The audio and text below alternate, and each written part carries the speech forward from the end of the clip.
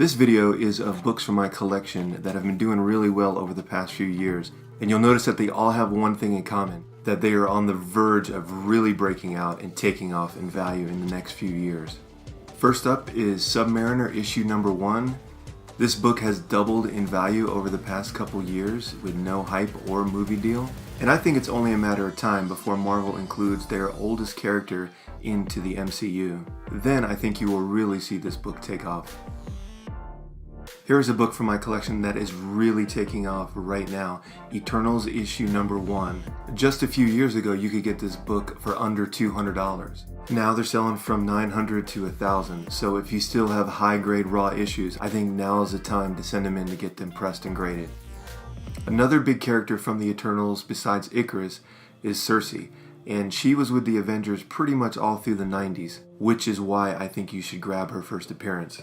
Now her first appearance is a little tricky and I did a whole video on it, but according to the Marvel Handbook, Strange Tales issue number 109 and Eternals number 3 are both her first appearance. In Strange Tales 109 she appears in a flashback, so I guess I'd call that a cameo, and in Eternals issue number 3 I would say that's her first full appearance.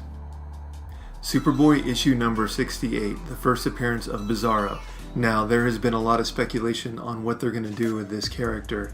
But either way, this comic has almost tripled in the past 2 years.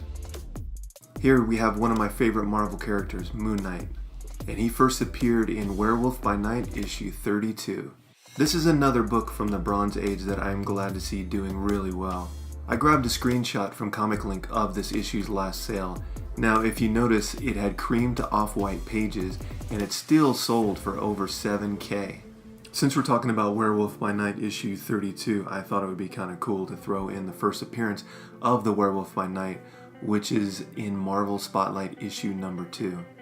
Now this book has increased in value lately, but not like the other ones in this video. I just kind of threw this in here for fun. Now, I don't know if you've noticed lately, but a lot of the key issues from the Bronze Age have been taken off lately. And this one is no exception. Amazing Spider-Man issue 129, the first appearance of the Punisher. And I have to say, even with all the hype of the Netflix series, this book didn't take off right away. I mean, don't get me wrong, it has been on a steady climb since its conception. But the real big jump came just about 6 months ago, where prices in this grade range have pretty much doubled. And this just seems to be one of those comics that just keeps increasing in value no matter what. Fantastic Four issue number 67. This is the first appearance of him, who later becomes Adam Warlock. Now, this book seems to be on a roller coaster ride. It's gone up, back down, and I think it's on its way back up, depending on what they wind up doing with this character in Phase 4. And Adam Warlock's first full appearance as him is in Thor 165, which I only have a low-grade raw copy of. And speaking of Phase 4, Marvel Superheroes issue number 18 is the first appearance of the Guardians of the Galaxy. Now, from what I've read, Guardians of the Galaxy Volume 3 is supposed to set up Phase 4 of Marvel Cinematic Universe. Marvel Spotlight issue number 5, the first appearance of Ghost Rider, Johnny Blaze. Here is another book that has doubled in value over the past couple years. There's been a lot of rumors and speculation that Ghost Rider might be next to get a Netflix series, which is why I'm sure this comic is on the rise. The Incredible Hulk issue number 180. Now we all know 181 has set records for a Bronze Age book, and I think this book is ready to jump up there too. Now I know this is nowhere close to issue 181, but because issue 181 is getting so out of reach, grabbing his cameo might be the next best thing. So I definitely think you will see an increase in value for this book. Here we have The Tomb of Dracula issue number 10, the first appearance of Blade. The value of this comic definitely hinges on what Marvel plans to do with this character. Now, if you notice, a lot of the books in this video are big key issues that are on the verge of getting some kind of TV or movie deal. The Brave and the Bold issue number 54, the first appearance of the Teen Titans. Here is another book that went up in value and has come back down, and I think it's based on the rumors surrounding the TV show. And I guess the same thing applies to DC Comics Presents issue number 26, because that's the first appearance of the new team. And now that the trailer for the series has been released, which I don't think it was that well received, kind of puts the books in question. But if the series is actually good, I think you will see the value in these books go back up. Amazing Spider-Man Annual 1, the first appearance of the Sinister Six.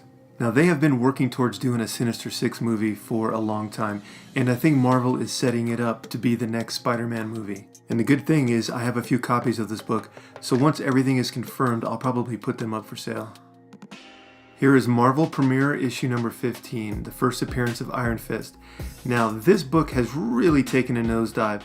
Now, the only reason that I'm putting this in the video are because I have seen the trailer for season 2 and it looks really good. So I'm hoping that season 2 is going to be good and the value will be restored in this book. Marvel Superheroes issue number 12, the first appearance of Captain Marvel, or Marvel. I saw recently that they cast Jude Law to play Marvel, and he's going to be in the Captain Marvel movie. And since this is the first appearance of the original Captain Marvel, I do see that this book will also increase in value. Maybe not as high as the first appearance of Carol Danvers, but I do see it going up. And even my raw copies from the series should see an increase in value, as I would think people would want to read and get to know the story of Captain Marvel. Tales of Suspense issue number 57, the first appearance of Hawkeye. Now, this copy has been doing really well. It's been slowly increasing in value, but with the exclusion of Hawkeye in the last Avengers movie, I think this book has kind of like plateaued. But I know that he'll be featured in Avengers 4, so I'm not too worried about this copy increasing in value. My Greatest Adventure, issue number 80, the first appearance of the Doom Patrol. Now, sadly, I had a higher grade of this book, and this is the last copy that I have, the 6.5. And of course, now that they're getting a live action series, I wish I would have held on to it. But either way, this copy will do just fine. Now, here's a character that seems to be at the top of the rumor mill, Taskmaster.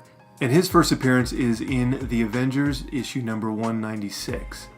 And I do think it's only a matter of time before we see this villain in the MCU. Shazam issue number 1. Now, this is his first series with DC. Before that, he was Captain Marvel, and that was with Wiz Comics. Now, I would say his first appearance is probably out of reach for the average comic collector. And after seeing the trailer, which seems to be more of a lighthearted kids movie, I do think this book will get a bump in value. Okay, so recently I just read that they are redoing Logan's Run.